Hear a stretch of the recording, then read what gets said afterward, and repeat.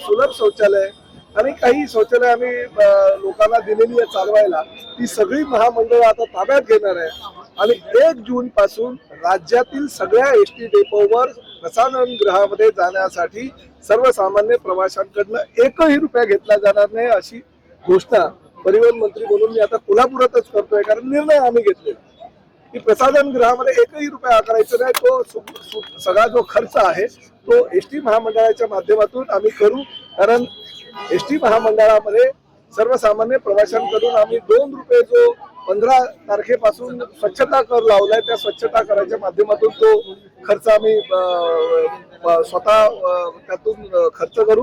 प्रामुख्यानं हे एसटी महामंडळाची जी जागा आहे त्याच मला स्वच्छ दिसते, परंतु ते मी येण्याची वाट न बघता दर 4 तासाने त्याची स्वच्छता कशी होईल यासाठी ठेकेदार नियुक्त केलेला आहे। तो 1 तारखेपासून 1 जून पासून म्हणजे आमचा वर्धापन दिन आहे एसटी महामंडळाचा, त्या दिवसापासून तो कार्यान्वित होईल। म्हणजे एसटी महामंडळाचा हा जो परिसर आहे पूर्णपणे दर 4 तासाने तो स्वच्छ केला जाईल आणि त्याचबरोबर एसटीच्या ज्या घाण उडते रस्त्यावर धुळीचं साम्राज्य पसरतं, त्यामुळे डेपो मधून निघत असताना मशीनच्या साहाय्यानं प्रत्येक डेपो मधली बस बाहेर निघण्यापूर्वी मशीनच्या साहाय्यानं ती स्वच्छ केली जाईल, तिला धुतलं जाईल। आतलं जे बसमध्ये काही लोक टरफलं टाकतात शेंगांची, काही लोक वडापावची कागद टाकतात, समोसाची पाकिटं टाकतात, काही अजून दुसरे प्लास्टिक वगैरे टाकतात। तर प्रत्येक बसमध्ये 1 जून पासून डस्टबिन ठेवलं जाईल, त्या डस्टबिन मध्येच प्रवाशांनी कचरा टाकायचा आहे। आतून सुद्धा ती बस पूर्णतः स्वच्छ केली जाईल।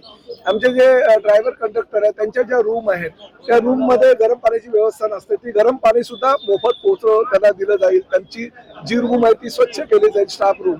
आणि त्याचबरोबर जे पानपोळी आहे ती पानपोळी सुद्धा आम्ही आमच्या कॉन्ट्रॅक्टरला की म्हणजे ठेकेदाराला सांगितलेलं की ते पानपोळीची स्वच्छता ठेवणं, ते नळ चालू आहेत की नाही ते बघणं, नळामध्ये पाणी येत आहे की नाही बघणं, ह्या सगळ्या जबाबदाऱ्या ज्या आहेत त्या ठेकेदाराला दिलेल्या आहे। आणि 1 जून पासून हे सगळे यांची जी दुकानं आहे पैसे घेण्याचे सगळं आम्ही बंद करू।